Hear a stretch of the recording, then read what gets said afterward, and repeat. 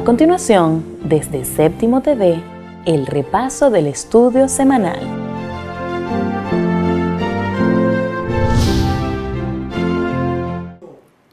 Un hombre que nació ciego a sus 52 años fue intervenido quirúrgicamente y le realizaron un trasplante de córnea. Desde ese momento pudo ver, pero en vez de convertirse en una experiencia maravillosa, se tornó en una tragedia.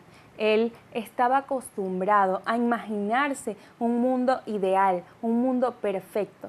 Pero al ver la realidad de las imperfecciones y de los problemas, la maldad que nos rodea, se deprimió de tal manera que 3 años después falleció. Este mundo lleva 6.000 años de degradación. ¿No te parece que necesitamos hoy una esperanza que nos permita vivir? Te invitamos a que te quedes con nosotros en la lección número 7, titulada Las enseñanzas de Jesús y el gran conflicto. Es una alegría que estés con nosotros en un nuevo estudio de la lección de Escuela Sabática. Llegamos a la lección número 7 ya, y hoy vamos a repasar un poco las enseñanzas que Jesús nos dejó para tener una vida mucho mejor, una vida mucho más saludable y sobre todo una vida al lado de Él. Y es por eso que hoy me acompaña Luis, gracias por venir, y Nicoleta. Muchísimas gracias. Pero antes de comenzar el estudio es importante que nosotros le pidamos a Dios su dirección. Es por eso que Nicoleta te pido en estos momentos que nos dirijas en oración. Nuestro Padre Celestial, qué bueno es poder estudiar tu palabra y profundizar la sabiduría divina para que podamos tener orientación y podamos todos los días crecer en la comprensión de tu plan y de esta forma, Señor, prepararnos para encontrarnos contigo en la eternidad. Queremos que nos bendigas a cada uno de nosotros aquí en el estudio, pero también puedas bendecir a todos nuestros amigos que nos están viendo, para que puedan comprender las hermosas enseñanzas de tu palabra que llevan a la vida eterna. Que Cristo Jesús sea nuestro profesor. A través de tu Espíritu Santo podamos ser capaces de comprender estas enseñanzas y, Señor, que esto traiga felicidad y alegría a nuestros corazones. Amén. En Jesús te lo pedimos. Amén. Amén. Y amén. Bien, Erika nos va a dar un pequeño resumen acerca de todas las enseñanzas que Jesús nos dejó. Erika, coméntanos un poco acerca del contexto histórico. El gran conflicto se desarrolla en cada uno de nosotros. Por eso Jesús nos dejó un modelo, un estilo de vida mucho más sano y saludable para cada uno de nosotros. El descanso fue una de las enseñanzas fundamentales cuando estuvo Él aquí en esta tierra. Es importante recalcar que Dios fue el primero en reposar luego de la creación y apartó un día especial para Él ser adorado. Jesús hoy en día te ofrece tanto a ti como a mí un reposo espiritual, físico y emocional. Otra enseñanza que nos dejó Jesús fue la predicación de la nueva noticia. Mejor dicho, Jesús mismo es la buena nueva que vino a este mundo a esparcir la semilla, a predicarla y a darla a conocer en cada terreno y en cada corazón. Y justamente a eso estamos cada uno de nosotros llamados a hacer hoy. Muchas veces juzgamos a las personas que nos rodean porque vemos en ello el reflejo de nuestras propias acciones. Juzgar nos pone en un terreno muy peligroso porque nos pone de parte del enemigo. Jesús nos llama a amar a todos sin criticar. Finalmente, para vencer ese conflicto personal, esa lucha interna entre el bien y el mal, nuestra vida debe estar fundamentada en la roca, que es Jesús. Esa roca nos ayuda a vivir por fe y además nos garantiza que no nos dejará solo, que estará con nosotros hasta el fin del mundo. Una de las primeras enseñanzas que Jesús nos ha dejado es el descanso. Nosotros podemos darnos cuenta que la palabra en griego que significa descanso o reposo en el Antiguo Testamento está íntimamente relacionada con el sábado o directamente relacionada con el sábado. Sin embargo, vemos que en el Nuevo Testamento Jesús nos asegura que Él nos va a dar el descanso que nosotros necesitamos. Ahora bien, tomando esto en cuenta, pregunta, Luis. ¿Crees que hay una relación entre el descanso del día sábado, el reposo que nosotros tenemos, con el descanso que Jesús nos va a ofrecer o nos ofrece? Por supuesto, sí hay una relación. Recordamos que el día domingo, está centrado en el versículo de Mateo 11:29. Allí dice: llevad mi yugo sobre vosotros y aprended de mí, que soy manso y humilde de corazón, y hallaréis descanso para vuestras almas. Entonces, allí sale una palabra muy importante, que es yugo. Recordamos que yugo es este instrumento que unía dos animales. Bueno, aún se utiliza en algunas partes. Y este instrumento sirve también para guiar. En esta ocasión se está señalando pues nuestra unión con Jesús. Cuando nosotros estamos unidos con Jesús, vivimos la vida también de Jesús. Estamos dependiendo de Él así como Él dependía también de su Padre Celestial. Estamos siguiéndolo a Él como Él seguía también a su Padre Celestial. Nosotros aprendemos de Jesús que debemos estar en constante oración, que debemos estar en constante obediencia a los estatutos, preceptos y leyes de Dios. Eso va muy relacionado con lo que es el sábado, porque el sábado está dentro de las leyes de Dios. Claro. Pero el sábado en una ocasión estaba destinado a ser un descanso espiritual, en el júbilo. Que allí usted nos estaba comentando algo de eso hace un momento. Sí, el sábado primeramente deberíamos de ir un poquito al principio, cuando Dios instituyó el sábado. Él había creado el cielo y la tierra en 6 días y había descansado y bendijo y santificó el día sábado. ¿Por qué lo hizo? Por una razón muy sencilla, porque la creación que había terminado junto con el ser humano que también fue creado allí, necesitaban un día, cada 6 días, el séptimo, un día de júbilo, un día de alegría, un día de compartir con Dios.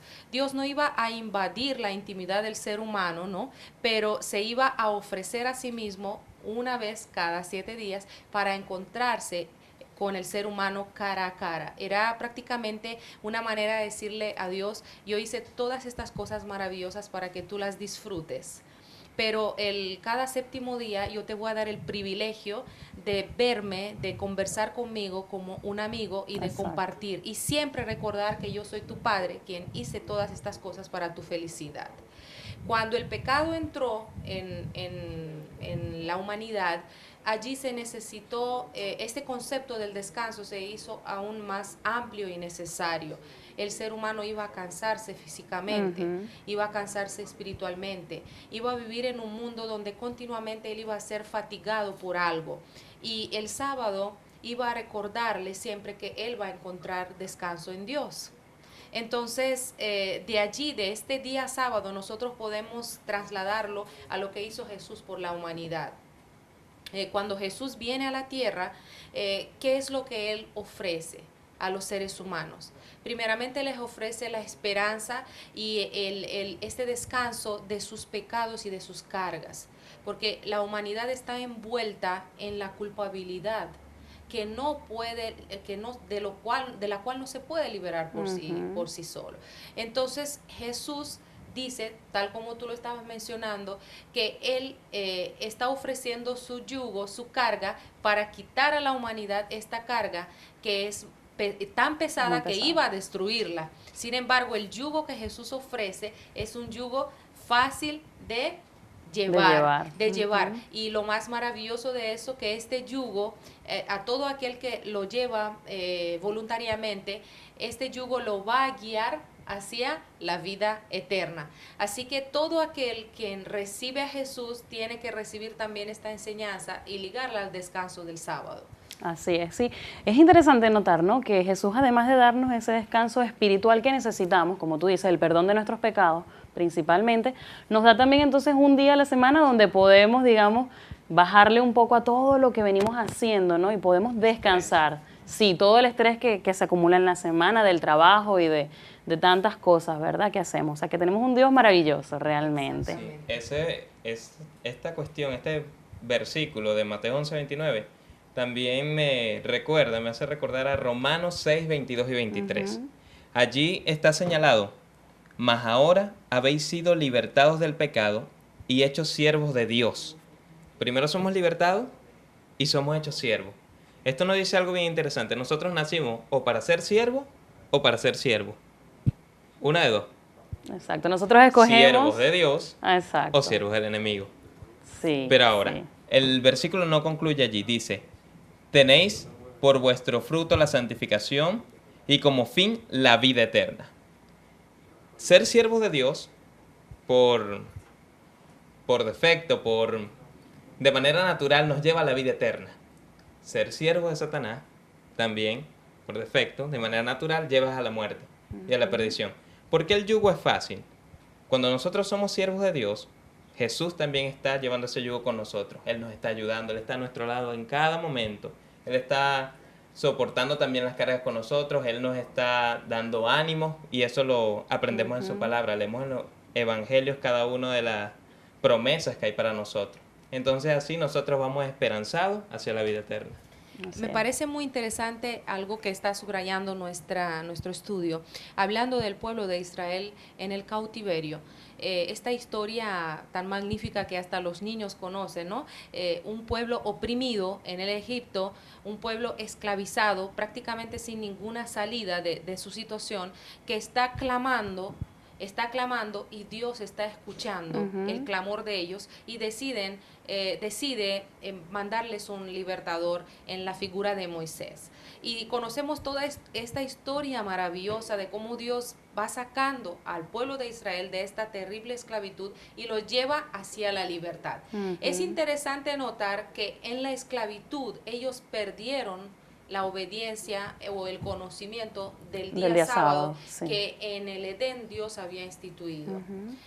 Pero cuando salen de la esclavitud y cuando Dios les proclama a ellos como pueblo suyo, entre los mandamientos que Dios les señala es el mandamiento del sábado.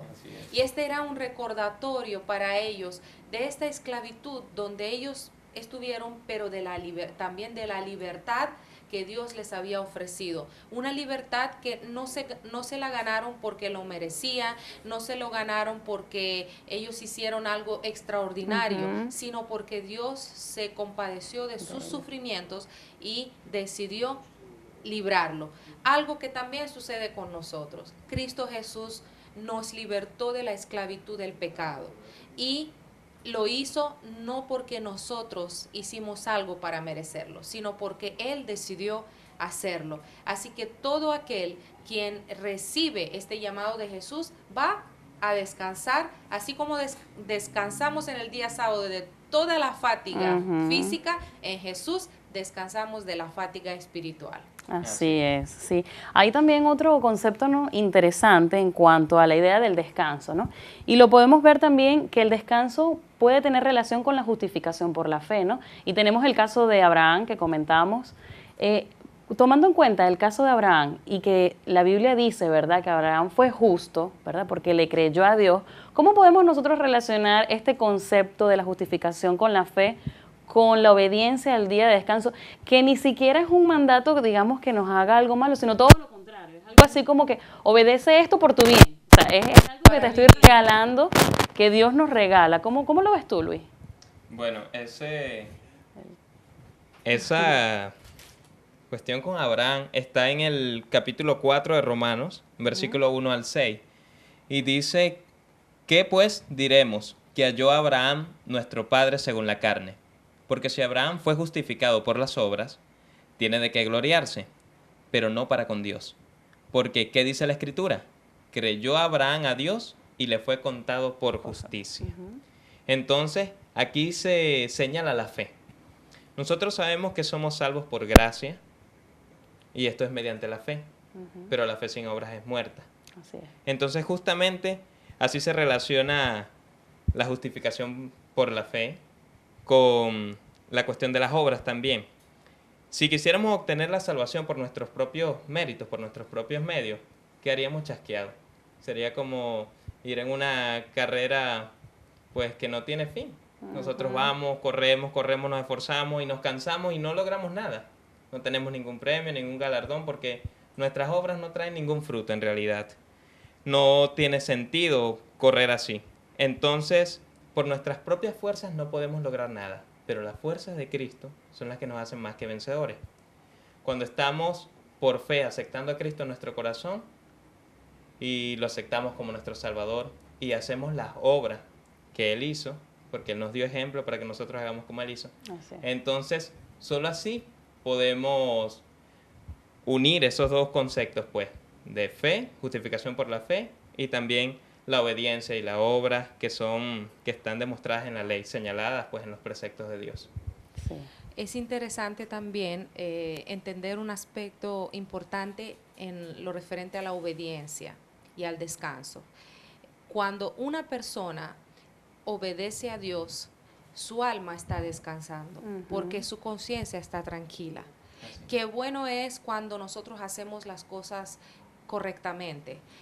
Hay un dicho que escuchamos comúnmente que dice que la mejor almohada para nuestra cabeza es una conciencia tranquila.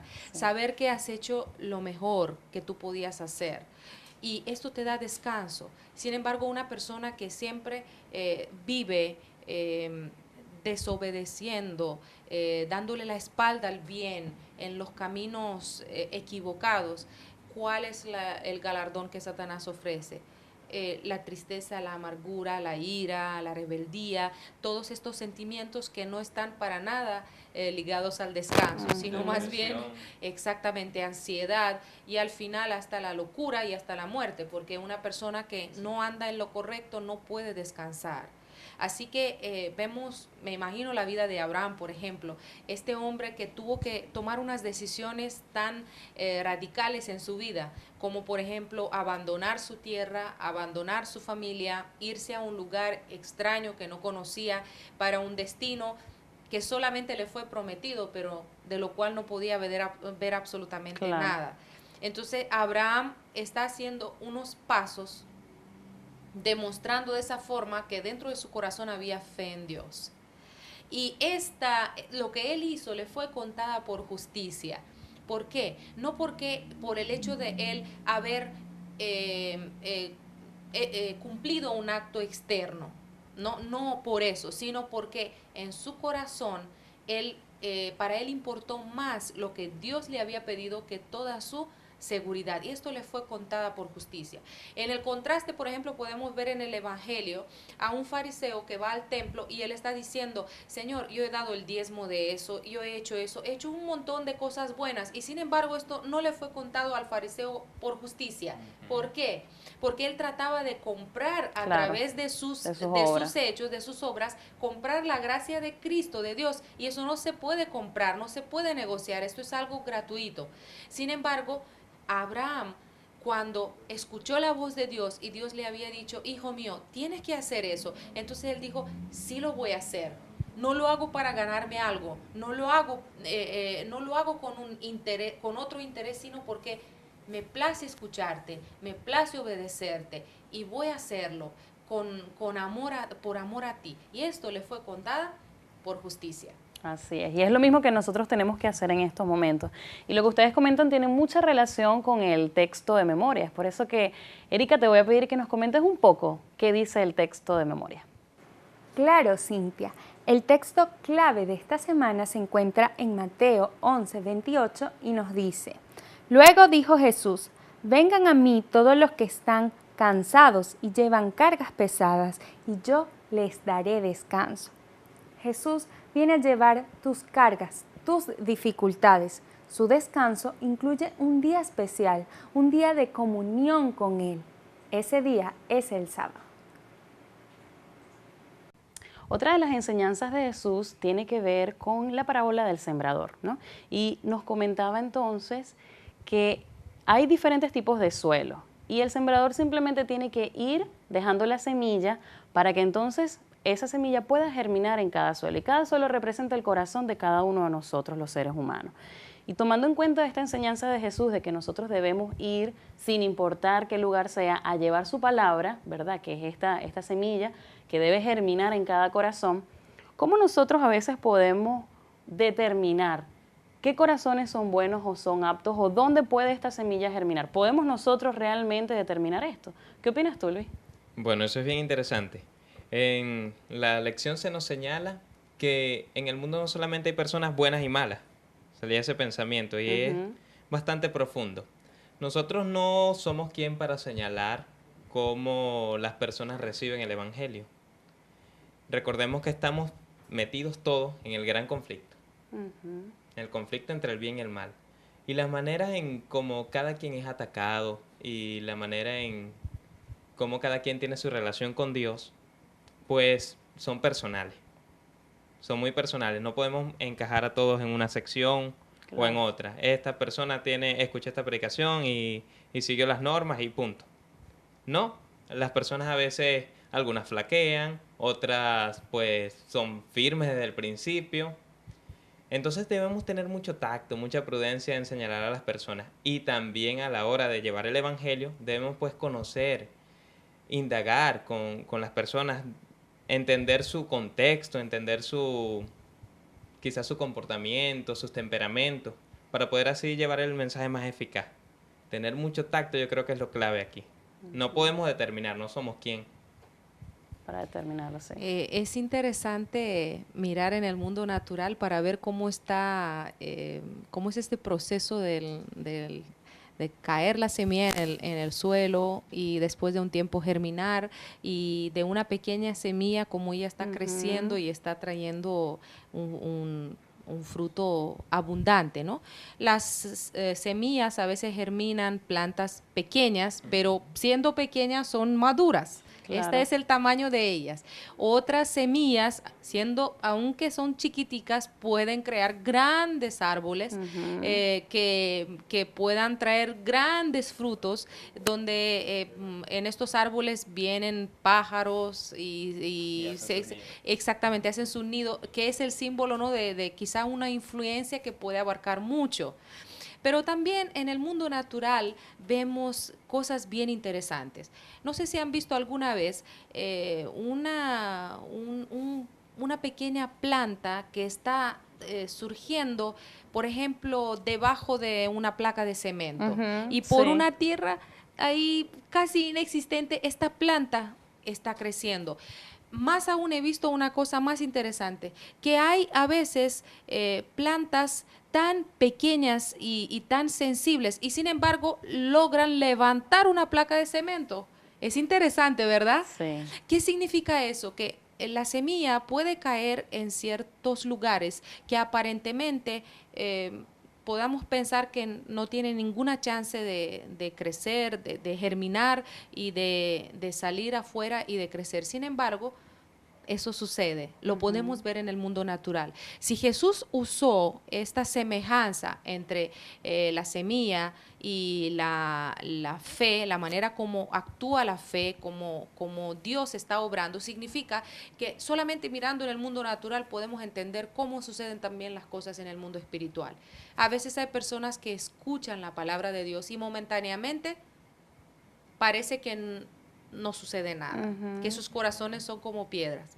Sin embargo, después de un tiempo, podemos ver cómo estas personas están respondiendo al llamado y están regresando a Dios. Hay a veces personas que escuchan la palabra de Dios y sus corazones se van como rebosando de esa alegría, comienzan el camino de Dios, pero la primera prueba fracasan, ¿verdad? Sí. Hay todo tipo de actitudes, hay todo tipo de personas, y por eso está prohibido por el mismo Jesús que algún ser humano pueda juzgar o pueda emitir su juicio en cuanto a dónde debe predicarse la palabra de Dios. Por eso nosotros vemos cristianos que predican en las iglesias, predican en las calles, predican en los hospitales, en los barrios de los pobres, en las cárceles, en todas partes vemos personas predicando a Jesús. ¿Por qué? Porque a nosotros nos corresponde regar la semilla de la esperanza de la palabra de Dios en todas partes en este mundo, y a su debido tiempo es Dios quien va a recoger todo el grano maduro y listo para ser pues llevado al cielo. Así es, y lo que dices es interesante porque nos lleva entonces a otra de las partes de la lección, que es el hecho de no juzgar. Y Y nosotros muchas veces tendemos a juzgar a alguien, ¿no? Vemos una persona y podemos decir, pero es que yo creo que esta persona no va a querer escuchar tal vez el mensaje de salvación, no va a querer aceptarlo, o esta persona no va a querer, digamos, seguir la ley que ya Dios dejó. Y nos ponemos entonces a veces tal vez en el terreno del enemigo, ¿no? Y esa es una de las preguntas que yo me hago. ¿Será que cuando nosotros juzgamos a alguien, Luis, nos ponemos en el terreno del enemigo, quien nos acusa, dice la Biblia, ¿no? Que es el acusador de cada uno de nosotros. Entonces, ¿será que hay una relación allí entre eso que nosotros hacemos con esa actitud que ha tenido el diablo desde el inicio? Sí, eso es correcto. Satanás, bueno, desde el principio él quiso tomar el lugar del Señor Jesús, ¿cierto? Y entonces esta cuestión de juzgar, recordemos que le pertenece a Jesús. Para el tiempo del fin, el Señor Jesús estará en el tribunal y Él será quien entonces juzgará. Pero muchas veces los seres humanos somos expertos en señalar y en criticar a las personas, en decir si son buenas o malas. Pero esto es porque nos dejamos influenciar justamente por el enemigo. No es nuestra parte hacer esto. Nosotros no debemos de ninguna manera juzgar a las otras personas. Eso es una cuestión que solo le pertenece a Jesús. No podemos nosotros ser árbitro de la vida cristiana de alguien. No podemos nosotros estar, qué sé yo, vigilantes en cómo una persona lleva su vida. Nosotros debemos ayudar a las demás personas. Debemos influir de manera positiva a las demás personas con el Evangelio. Siguiendo a Jesús, nosotros entonces podemos dar buen testimonio. Y así es que ayudamos a las otras personas. Criticar jamás será nuestra parte en esta tierra. Así es, y creo que muchas veces tendemos a alejar a ciertas personas, ¿no? Eso es correcto. Que han llegado tal vez a una iglesia, que quieren hacer las cosas bien para Dios, y nosotros con nuestra, no sé, con nuestra crítica tal vez muchas veces hacia ellos, lo que hacemos es como que le damos un empujoncito para que se alejen de Dios, ¿no? Y entonces terminamos haciendo todo lo contrario de lo que Jesús nos está llamando pues en esta lección, ¿no les parece? Bien, pero otro punto importante de nuestra lección es dónde debe estar el fundamento de nuestra fe. Y es por eso que Erika nos va a explicar en quién debemos nosotros fundamentar nuestra fe. La palabra de Dios en Mateo 7, 24 y 25 nos dice: todo el que escucha mi enseñanza y la sigue es sabio, como la persona que construye su casa sobre una roca sólida. Aunque llueva a cántaros y suban las aguas de la inundación y los vientos golpeen contra esa casa, no se vendrá abajo, porque está construida sobre el lecho de una roca. Jesús es quien habla en este texto. Esta batalla personal contra el mal únicamente puede ganarse si edificamos nuestra vida en Él, en Jesús. Y esto lo hacemos por medio de la obediencia. Si explicamos las enseñanzas, si predicamos las enseñanzas de Jesús, pero no las obedecemos, no estaremos haciendo nada. Como Erika nos comenta, hay dos tipos de casas, ¿verdad? Aquellas que son edificadas en la superficie y aquellas que son edificadas sobre la roca. ¿Cuál crees tú que puede aguantar la tormenta y las dificultades? Pues obviamente aquella que esté sobre la roca, ¿no? Y eso nos hace hacernos esta pregunta, Nicoleta: ¿quién es la roca o cómo podemos nosotros fundamentar nuestra fe en esa roca? La Biblia nos señala claramente quién es la roca. La roca es Jesús, ¿no? No podemos, o sea, no tenemos ninguna duda acerca de este concepto en la Biblia. Se señala en diferentes partes de la Biblia. Es conocido por todos nosotros que una casa que no está bien fundamentada sobre algo sólido, puede ser bonita, puede ser tener las comodidades que ha soñado la persona quien la hizo, puede ser quizás con el diseño más innovador, pero en el momento cuando va a llegar la prueba, que en este caso sería una tormenta o quién sabe algo, un terremoto, ¿qué va a pasar con esta casa? Obviamente se va a derrumbar. Por eso Jesús nos señala la importancia de edificar nuestra vida sobre algo mucho más sólido que las ideas humanas, que nuestras propias ideas, sobre historias y fantasías que al final del camino no ofrece más nada sino una desilusión total. Es muy importante que aprendamos a valorar lo que realmente tiene valor y desechar lo que no tiene valor. Fíjate, ¿qué es lo que la gente hoy día está realmente buscando? Normalmente la mayoría de las personas quedan al nivel superficial de las cosas.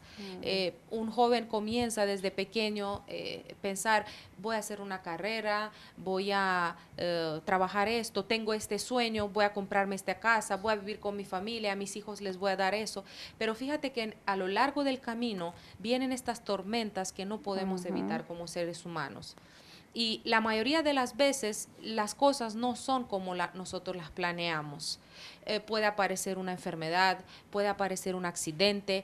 Somos tan vulnerables. A veces una pequeña cosa es suficiente para desequilibrar completamente nuestro mundo. Y Jesús nos advierte sobre esto. Tengan cuidado en qué van a fundamentar vuestra vida. A veces miramos familias de cristianos consagrados que pasan por situaciones difíciles. No pueden evitar las tormentas. Ni los que están consagrados al Señor completamente no pueden evitar las tormentas y las dificultades. Pero ¿qué es lo que hace la diferencia? Justamente estoy siguiendo en Facebook a una familia cuya historia me ha impresionado muchísimo. Una familia joven que tenían un hijo de 2 años y medio.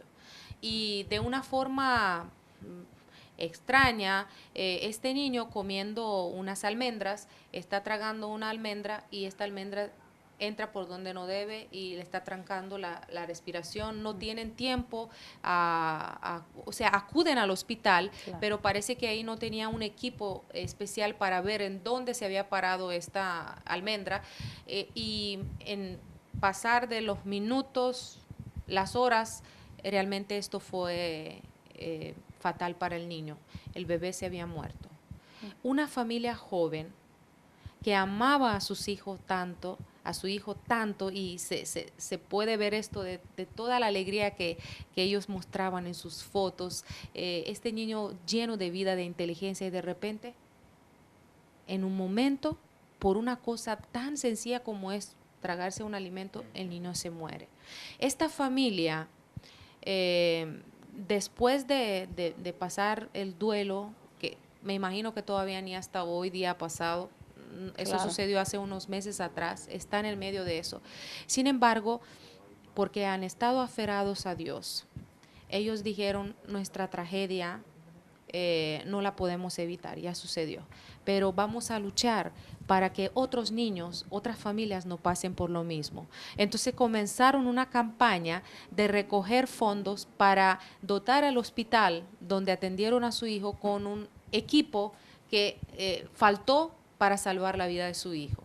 Y un equipo que es muy costoso, quizás cuesta más de $100,000. Ellos comenzaron a hacer esa campaña y ya están prácticamente casi lograr su objetivo. Esta familia ahorita abrió una fundación que se llama Luke Charity, porque el bebé se llamaba Lucas, Luke Charity, para ofrecer ayuda a las familias, a los niños que están en situaciones similares a los de ellos. ¿Qué hace diferencia entre la manera como una familia puede enfrentar una tormenta de ese tipo? Simplemente no pueden evitar el dolor, no pudieron evitar la tragedia, pero Dios les ayudó a transformar esa tragedia en una bendición para otras personas. ¿Por qué? Porque esta familia sabe, tienen una esperanza que no puede perderse. Ellos saben que un día Jesús les va a devolver este niño. Ellos podrán abrazar nuevamente a este niño. Eso significa construir tu vida sobre la roca, sobre algo que es inquebrantable, sobre algo que no perece, sobre algo eterno. Así es. Bien, ya para casi finalizar, Erika nos va a comentar un poco acerca de una hermosa promesa que Jesús nos dejó. Erika, coméntanos. Claro, Cintia. En Mateo 28:20 dice, enseñen a los nuevos discípulos a obedecer todos los mandatos que les he dado, y tengan por seguro esto, que estoy con ustedes siempre hasta el fin de los tiempos. El libro de Mateo comienza con la palabra Emmanuel, que significa Dios está con nosotros, y termina con esta maravillosa promesa de que Jesús estará siempre a nuestro lado hasta el fin de los tiempos. No importa lo que hayas vivido en tu pasado, lo que te esté sucediendo hoy, Jesús te garantiza que por siempre estará contigo. Qué bonito es saber que Jesús nos deja esta promesa, que va a estar con nosotros todos los días hasta el fin del mundo. Y no va a acabar allí, porque entonces cuando Él venga a buscarnos por segunda vez, vamos a poder morar con Él para siempre. Y esto nos lleva ya a la última pregunta, Luis. ¿Cómo nosotros podemos, en medio de la tormenta, en medio de las dificultades, de las adversidades de la vida, confiar en Dios, aun cuando parezca que Dios nos ha abandonado, o nos sentimos tal vez como que Dios nos ha abandonado? Bueno, nosotros tenemos el testimonio de la Biblia y tenemos el Antiguo y el Nuevo Testamento.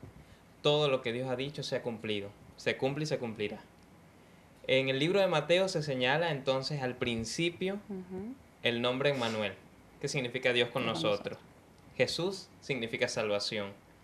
Al finalizar Mateo también el Señor dice que estará con nosotros todos los días hasta el fin del mundo. Lo cierto es que Jesús ya viene. Amén. Nosotros debemos edificar en la roca, como dijimos. Debemos obedecer al Señor. Debemos vivir por fe. Y estar confiados. Estar confiados de que el Señor nos sostiene, de que aunque vengan pruebas, Él está a nuestro lado y de que al final obtendremos pues esa corona de la vida eterna que Él nos ha prometido. Sabemos que su palabra es fiel y que en su tiempo correcto se cumplirá. Así es. Como tú lo comentas, la fe viene por el oír, ¿no? Y si nosotros buscamos en la palabra de Dios, vamos a encontrar esa fe que nos va a ayudar a mantenernos y ser bendición también para los demás. Ya para finalizar, Luis, te pido que tengas la oración final que ayude a cada amigo que pueda tener esa confianza en Dios que tanto necesita. Vamos a orar. Amantísimo Padre Celestial, santificado y glorificado sea tu nombre. Muchísimas gracias, Señor, por tu amor, gracias por tu misericordia, gracias por la paz y el descanso que nos ofreces. Amén. Te queremos pedir, Padre amado, que tu Espíritu Santo esté con nosotros. Danos sabiduría, Señor, ayúdanos a tomar decisiones para la eternidad, a edificar sobre la roca que es Cristo Jesús. Ayúdanos en el crecimiento espiritual y también a tener tacto y prudencia en la relación con las demás personas. Te queremos pedir que nos capacites para llevar tu evangelio de la manera correcta, Padre. Gracias, Padre, por tanto amor y porque en tu palabra nos dice que estarás con nosotros todos los días hasta el fin del mundo. Amén. Colocamos, Señor, estas peticiones y estos agradecimientos en tus manos y en el nombre poderoso de Cristo Jesús lo oramos. Amén. Amén.